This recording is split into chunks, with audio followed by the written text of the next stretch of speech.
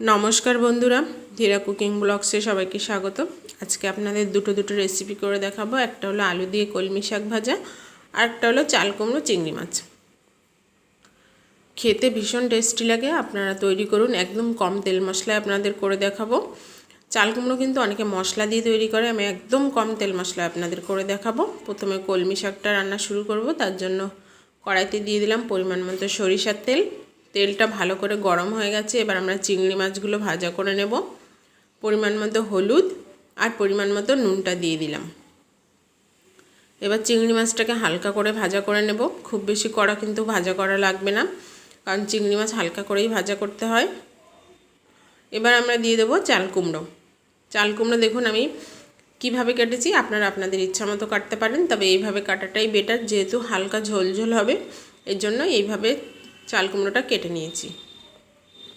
हालका करे कषिয়ে নেব। তার জন্য অল্প একটু জল দেব, দিয়ে নাড়াচাড়া করে আমি ঢাকনা দিয়ে 5 মিনিট মতো কষাবো, কারণ চাল কুমড়ো কষাতে খুব বেশি টাইম লাগে না। আর একদম কচি চাল কুমড়ো।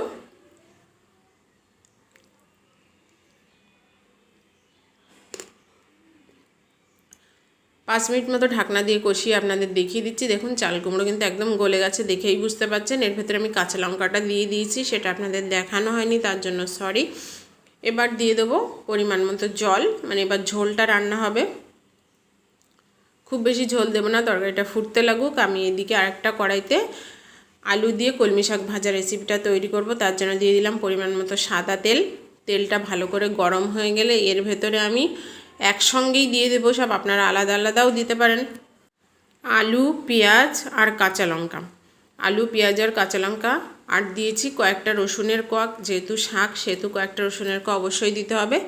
এবার দিয়ে দেবো পরিমাণ মতো হলুদ আর দেবো পরিমাণ মতো নুন।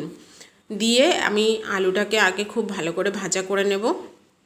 শাক আর আলু একসঙ্গে ভাজা করতে গেলে শাকটা পুড়ে যাবে, এজন্য আলুটাকে আমি আগে খুব ভালো করে ভাজা করে নেব। যেমন আমরা আলু ভাজা করি সেরকম আলু ভাজা করে নিয়ে তারপরে যখন 90% আলু ভাজাটা হয়ে যাবে তখন আমরা শাকটা দেব। দেখুন বন্ধুরা, আলু কিন্তু অনেকটাই ভাজা হয়ে গেছে, দেখেই বুঝতে পাচ্ছেন। আর একটু ভাজা করে নেব, 90% মতো আলু ভাজা হবে তখন আমরা শাকটা দেব। আলুটা ভাজা হয়ে গেছে, এবার আমরা কলমি শাকটা দিয়ে দিলাম।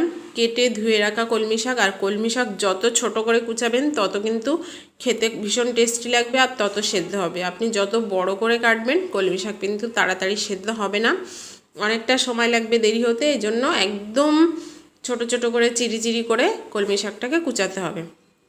এবার আলু আর কলমি শাক নাড়াচাড়া করে আমরা শাকটা ভাজা হতে দেব। আর এদিকে দেখি চাল কুমড়ো আর চিংড়ি মাছ।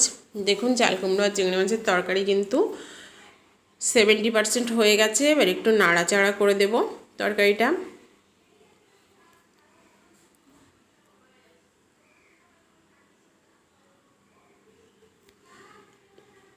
তরকারি কিন্তু হয়ে গেছে, আমরা এবার নামিয়ে দেব।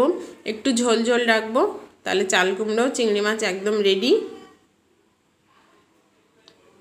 নামিয়ে দিয়েছি চাল কুমড়ো আর চিংড়ি মাছের তরকারি। আর এদিকে আপনাদের কলমি শাকটা দেখাবো।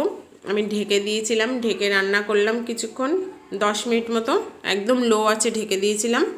দেখুন বন্ধুরা, শাক ভাজাও কিন্তু প্রায় হয়ে এসেছে।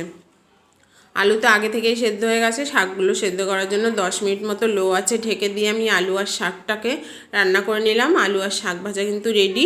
আমরা আলু আর শাক ভাজাটাও নামিয়ে দেবো। তাহলে দুটো রেসিপি কিন্তু আপনাদের দেখালাম।